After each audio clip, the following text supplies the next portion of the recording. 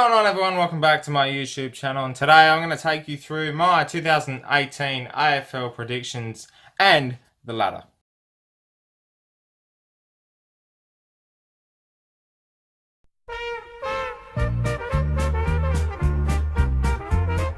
So first up, in 18th position, we have North Melbourne after a very disappointing 2017 season. I can't see much more happening in 2018 for the club. They've got some new recruits, but they're in a completely rebuilding stage. Unfortunately for North fans, I do not see them moving up the ladder, and they will be 2018 wooden spooners.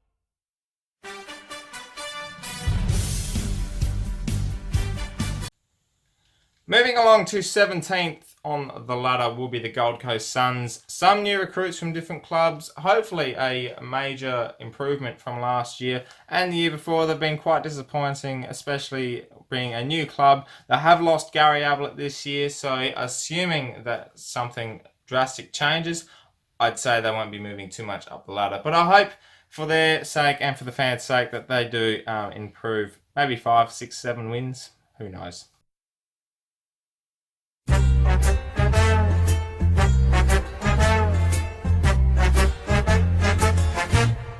In 16th position on the ladder today, we have Carlton. They're a hard team to judge. They'll need a drastic change to make the top 10, even the top 15. I think 16th is probably a reasonable position for them after their last couple of years. They have improved a little bit across the board, but I think it's a make or break year for Carlton, but I can't see them making too much ground. So unfortunately for Carlton fans, they'll finish 16th.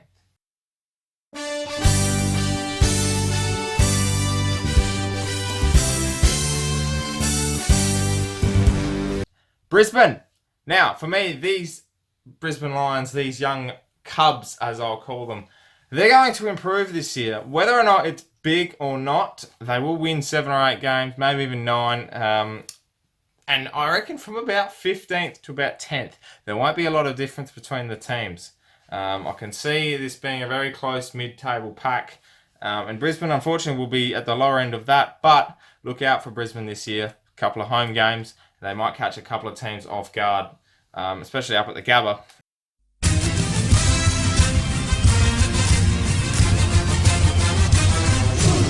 Fourteenth on the ladder will be the Fremantle Dockers. The most disappointing team of 2016. The most disappointing team of 2017, I'd say as well, because they had so much talent and it's basically gone to waste now. Players like Harley Bennell, Pavlich has left the team for a couple of years now, and they just haven't found that leadership, especially with Nat Fyfe being injured. It's going to be hard to see them making any gains, but as I said, the 15th to 10th position will be very much close. So look out for Freo as well. They might make a couple of good improvements in 2018.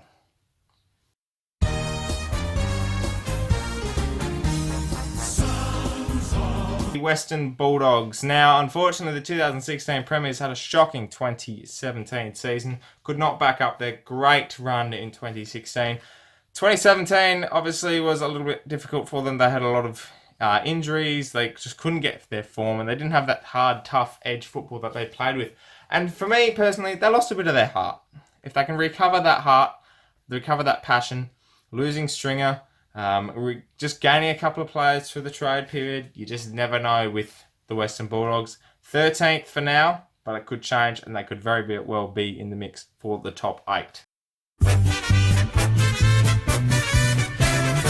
12th on the ladder for 2018 is Hawthorn. Now, very much so, they have changed their list drastically since 2016, and obviously last year they were very much in poor form at the beginning of the year, found a bit of form in mid to late in the year, were on track nearly to make the finals actually until they lost a couple of games. I think losing Luke Hodge, they've got a couple of key ins with Impey as well.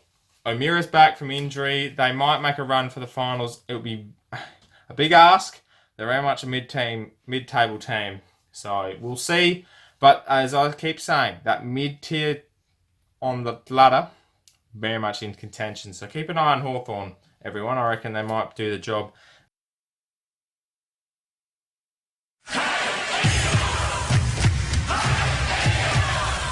11th is West Coast, the most hated team from a Port Adelaide perspective in 2017, and I'm not going to bring it up. Everyone knows what happened. I just don't want to hear it again, alright? I'm not going to play anything. I'm not going to speak about it. West Coast will finish 11th. I don't think they've got the team to make the 8 this year. I hope they don't make the 8, and I hope they don't play Port Adelaide, because I'm sick of losing to West Coast. Far out. Annoys me. It really annoys me. It grinds my gears. But that's for another day.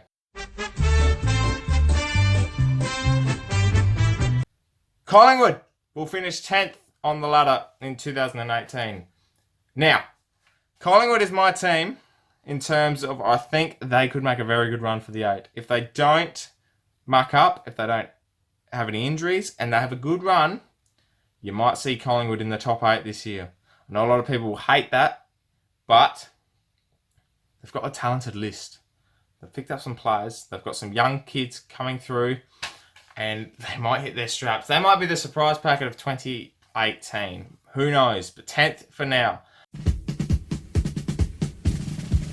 When the Saints were marching in. 9th will be the new Richmond of the AFL, which is St Kilda. They just can't seem to scrape that top 8. And I think, again, they might just miss out. They're missing something. They're missing something. Just like the Bulldogs a few years ago. They were just missing something to get into that top 8. And all of a sudden they found it. If they can find that edge that they're missing. They play very well at Etihad. They've beaten teams like Geelong, Port Adelaide as of late, I think. Oh, no, that's right. We bet St Kilda.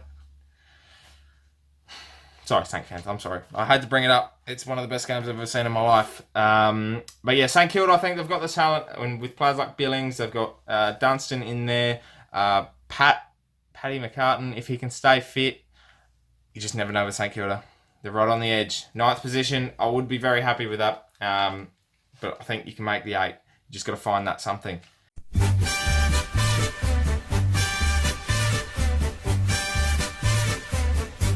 Eighth is Melbourne, most unluckiest team of 2017 to unfortunately miss out in that last round, as obviously with the circumstances of West Coast making it.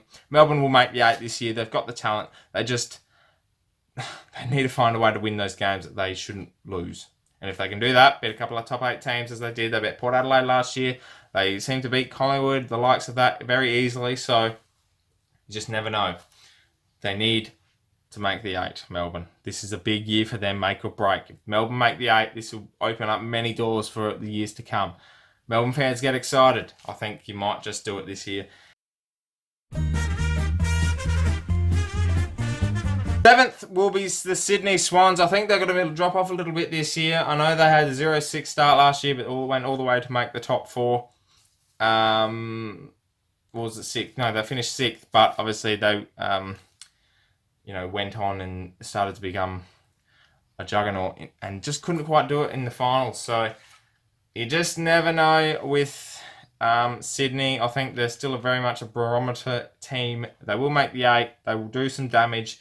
But I just don't see them doing as much as people think. 7th will be their position. They've still got Buddy. They've still got Hanbury. They've got that awesome midfield, that strong defensive unit. But the way that things are changing this year, you just might see Sydney fall a bit. 6th on the ladder is my team to absolutely rampage in 2016. Is the Essendon in 2018, not 2016. Going back in time here. 6th will be Essendon. They're the most exciting team to watch when they play at Etihad.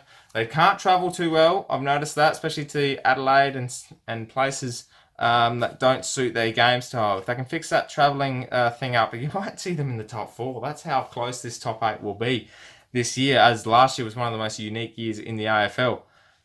6th for Essendon, home final. They'll move on to the semis, and you just never know who they'll play, and we'll look out.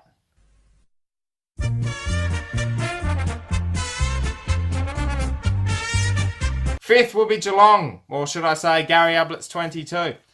To be honest, with Patrick Dangerfield, Joel Selwood, Gary Ablett, Mitch Duncan and Nakia Cockatoo, and you've got Tom Hawkins down front, this team could do some damage in 2018. For me, just outside the top 4. There's a few teams that I'm going to mention in a minute that are just a little bit higher in them, and I think if they can find that form that they did. Somehow they finished second last year. I don't know. Everyone will agree with me, surely. I just don't know how they finished second. It was that close. I don't think they're a top 2 side. I think they're just outside the top 4. But as I said, they play a lot of games down at their home ground. I can't even pronounce their new stadium deal. I don't even know what the name is of that one. To me, it's still Simmons Stadium, and I'm going to stick with it.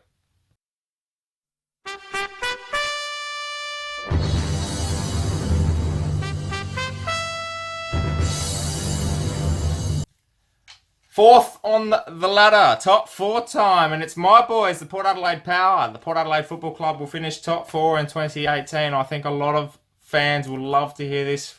I will do a preview to all the people that follow me. I'll do a separate preview to the season, and I'll really delve into what I think Port Adelaide will do this year. But from an outside perspective, a lot of talent they've brought in. They've exited a lot of players that were on edge. They've brought in players that should be top 22 players.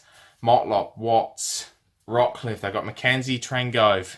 It's an exciting time to be a Port fan. And a lot of haters will still write us off. A lot of haters will still think Port are crap and all that crap. And blah, blah, blah, blah, blah. If we can kick straight and play that style of footy that we played last year and not be flat track bullies and beat a couple of top 8 teams. We did last year, Sydney and West Coast, all right? I don't want to hear any arguments. But Port Adelaide are very much the underdog team this year, and that's coming from both an outside and a biased perspective. But just watch out for Port. Third on the list will be the Adelaide Crows, the 2017 grand finalists.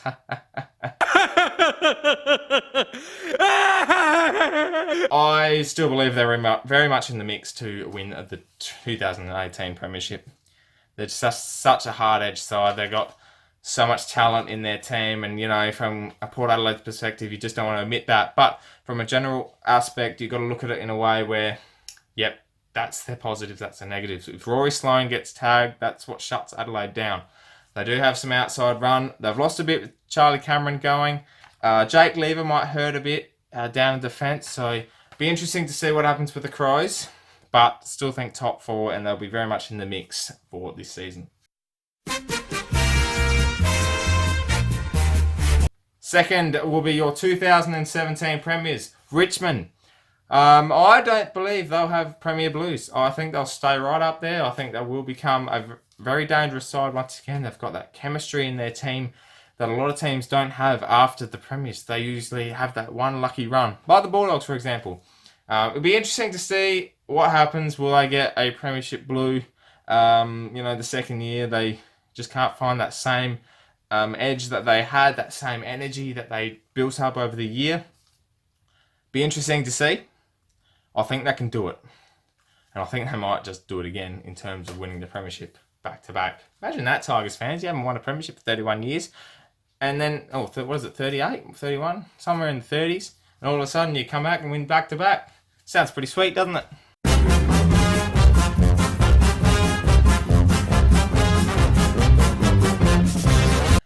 Finishing first on the ladder, and your minor premiers for 2018 will be the GWS Giants. It's got to be the Giants' year. You can look at their talent, you look at their list, they've got the players, and they just keep getting injuries, and they keep almost believing in their own hype. And once you do that, you screw yourself over. They need a revamp. They need a refocus. Forget all that nonsense that's coming from the media and the outside. They need to focus on what they need to do. And if they do that right, GWS will win the premiership by a country mile this year.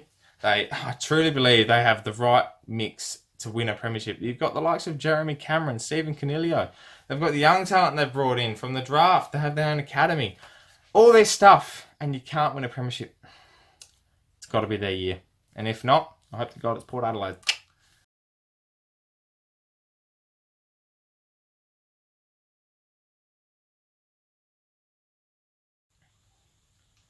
Okay, I do know that this video is going to be a little bit longer, but unfortunately that's just the way. I wanted to get this out. All these notes are written down about this year. So we're going to lead off with an individual performance first. We're going to do the Brownlow Medal. Now, I'm not going to list who I think will win it, because it's too early to tell. Obviously, you can't predict it now. You're insane if you do. So I'm going to give you 5 people that I believe that can win it. I'm going to start with the man that you should know that should be right up there all the time, and that will be Patrick Dangerfield. Could have won last year, obviously got suspended, but he's always in the mix.